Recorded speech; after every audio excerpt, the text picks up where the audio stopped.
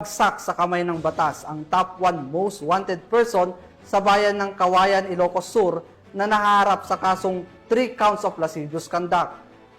Sa bisa ng warrant of arrest, matagumpay siyang naaresto ng mga operatiba ng Kawayan Municipal Police Station bilang bahagi ng patuloy na kampanya ng PNP laban sa mga lumalabag sa karapatang pantao, lalo na sa kabataan.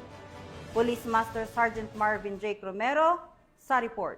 Estado ng mga operatiba ng City of San Fernando PNP ang isang most wanted person sa barangay San Agustin, San Fernando, La Union. Kinilala ni Police Lieutenant Colonel Rogelio B. Miedes, hepe ng City of San Fernando Police Station.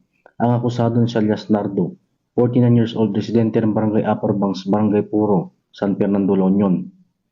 Dakong alas 3 ng hapon ng maristong nasabing akusado sa bisa ng warrant of arrest na nilagyan Honorable Robert T. Kawin, Presiding Judge, Regional Trial Court, 1st Judicial Region Branch 29, San Fernando City, La Union, sa kasong paglabag sa prostrated homicide at mayroong rekomendadong piyansang 24,000 pesos.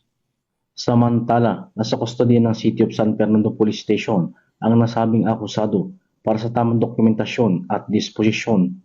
Ang tagumpay ng operasyon ay bunga ng magandang pagtutulungan ng mamamayan at ng pambansang pulisya para mas lalong mapalakas ang laban sa krimen tungo sa isang mapayapa at ligtas na bagong Pilipinas. Mula dito sa PKG Ilocos Region, ako po ang inyong Police News Network Correspondent, Patrolman Dennis Carenal, alagad ng batas, tagataguyod ng Balitang Pulis.